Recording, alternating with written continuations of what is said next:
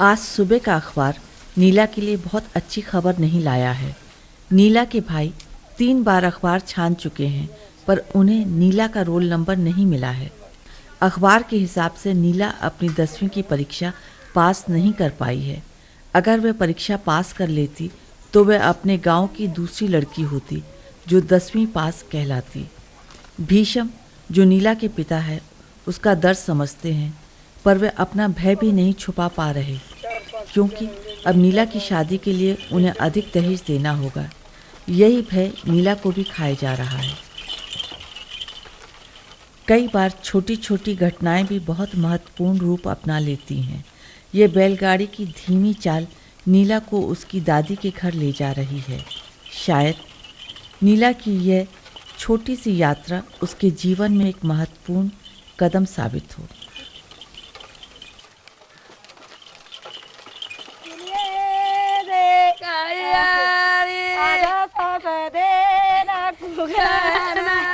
ये औरतें नीला के स्वागत में रो रही हैं। जब लंबाडी किसी से बहुत समय बाद मिलते हैं तो वह रोते हैं। जब वे किसी से लंबे समय के लिए बिछुड़ते हैं तब भी वह रोते हैं।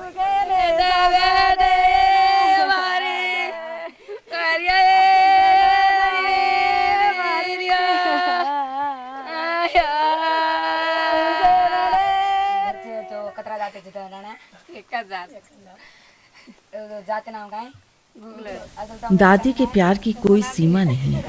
आज उसने अपने सीमित साधनों से नीला के लिए बहुत अच्छा खाना पकाया है। घर में सब खुश हैं, पर आज नीला अपनी दादी के पास सिर्फ खुशी बांटने नहीं आई है। उसके दिमाग में एक प्रश्न ने घर कर लिया है। यह सवाल आज तक नीला के दिमाग में नहीं आया था, पर आज के अखबार ने उसके जीने का नजरिया ही बदल दिया है। कहते हैं कि लंबाडी किसी बात को ठान ले तो उसे जरूर पूरा करते हैं। कम से कम इतिहास तो यही कहता है।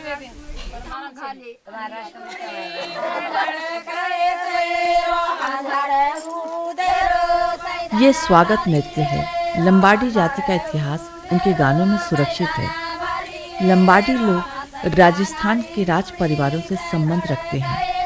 इतिहास कहता है कि अंग्रेजों के हाथों उन्होंने पराजय सही, पर आत्मसमर्पण नहीं किया। अंग्रेजी हुकूमत के जुल्म से बचने के लिए वे अपने वतन से भागे, इस उम्मीद में कि एक दिन वे वापस अपने घर लौटेंगे। समय उन्हें अपनी भूमि से बहुत दूर ले गया। कल के राजा आज के बंजारे बन गए हैं। पिछले कुछ सालों में बंजारों के जीवन से तंग आकर उन्होंने बसने का फिर से प्रयत्न किया। उनके पास अपनी तो जमीन थी नहीं, इसीलिए ऐसी जमीनें जिन पर कोई बसना नहीं चाहता था, उन्होंने उसको अपनी मेहनत से रहने लायक बनाया।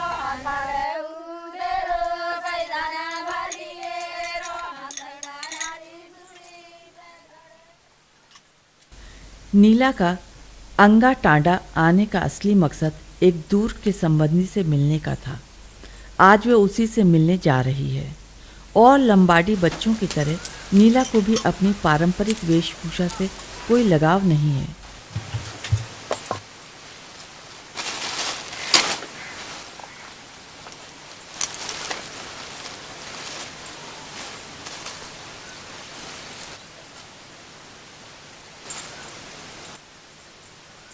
कल वह अपनी दादी को खुश करना चाहती थी, पर आज वह अपने सवाल का हल ढूंढने जा रही है। आज वह उस आदमी को ढूंढ रही है जो लंबाडी शादी की रीति में बदलाव लाया था।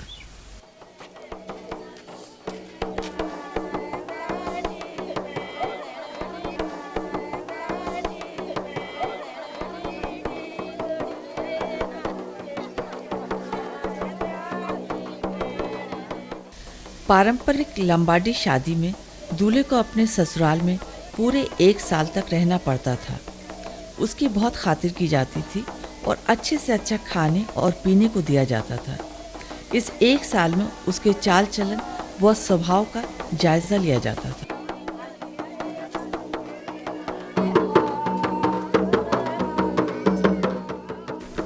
पारंपरिक लंबाडी विवाह में दूल्हे को 3 बछिया व 45 रुपये नकद लड़की के घर वालों को देने पड़ते थे। 45 रुपये तो बारात को खाने व पिलाने में खर्च हो जाते थे। तीनों बच्चियों में से एक बछिया को दुल्हन के जेवर के बदले में सुनारे को दिया जाता था। अचंभे की बात यह है कि बाजार में एक बछिया की जो कीमत आज है, ठीक उतने पैसे में ही लड़की के जेवर आज भी आते हैं। दूसरी बछिया को लड़की के कपड़े व परिवार में काम आने वाली वस्तुओं के लिए बेचा जाता था।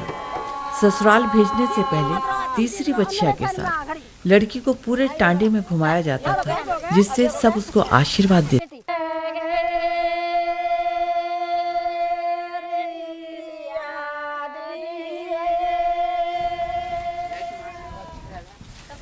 चक्रू एक किसान है, पर वह अपनी बिजली की इस्त्री का प्रयोग अपनी आमदनी बढ़ाने के लिए करता है। उसकी शादी सरोजा से 1998 में हुई थी और दहेज में चक्रू को मिले थे पूरे 300 रुपए। मैं सूर्यपेट शहर में लगभग 20 साल रहा। मेरे स्कूल के सारे दोस्त तेलुगु थे। मेरा मजाक बनाते थे कि तू तो लंबाड़ी लड़की लाएगा जो खूब चूड़ियां में आभूषण पहनेगी। मैं लंबाड़ी तरीके से शादी नहीं करना चाहता था, मैं तेलुगु तरीके से शादी करना चाहता था। मैंने अपने पिताजी से कहा कि मैं अपनी शादी में 40,000 रुपये दहेज में लूंगा। वह मुझ पर गुस्सा हुए। उन्होंने कहा कि हमारे यहाँ पर दहेज नहीं मिलता, अगर मुझे पैसे ही चाहिए तो वो अपने पास से दे देंगे। मुझे दहेज तो लेना ही था। मैंने दहेज की रकम 700 रुपये करवा दी। मेरी शादी हमारी रिश्तेदारी में ही हुई। दहेज में मुझे 300 रुपये मिले, पर मैं पहला लंबाड़ी था जिसने दहेज लिया। नीला को चक्रू पर गुस्सा नहीं आ रहा था। आखिर वह भी तो अपनी परंपराओं से दूर जा रही थी। उसे भी तो लंबाडी पोशाक पहनने में शर्म आती थी। पर सदियों से चली आ रही शादी की रीतियां इतने कम समय में कैसे बदल गईं? और अगर इस परंपरा को हमने बदलना ही था तो वे सदियों से क्यों हमारे पूर्वजों को मंजूर थी? अब नीला यह जानना चाहती थी कि आखिर क्यों पहले लड़का शादी करने के लिए लड़की के परिवार को पैसे देता था। हम राजपूत परिवार से हैं। हमारे यहाँ लड़कियों को जन्म पर ही मार देने की प्रथा थी। इस वजह से लड़कियों की हमारे समुदाय में कमी हो गई। हर 100 आदमी पर सिर्फ 30 लड़कियां होती थी। इसी वजह से शादी के लिए लड़की वालों को पैसे देने का चलन शुरू हो गया। पहले जो सबसे ज़्यादा पैसे देता था वही लड़की से शादी कर लेता था। जब हम अपना देश छोड़कर भागे तो लड़कियों को मारने की प्रथा बंद हो गई। समुदाय ने मिलकर शादी के लिए एक रकम तय कर दी। लड़की वालों को वही रकम दे देते थे। फिर आसपास में सरकारी स्कूल खुल गए जहां बच्चों को मुफ्त खाना मिलता। हम अपने बच्चे स्कूल भेजने लगे। वहां तेलुगु बच्चे भी आते थे। वे हमारे बच्चों को हीन भावना से देखते थे। तेलुगु तो जमींदार थे और हम लोग उनके खेतों पर मजदूरी करते थे। हमारे बच्चे उन जैसा बनना चाहते थे। यहीं पर उन्होंने अपना अस्तित्व खो दिया।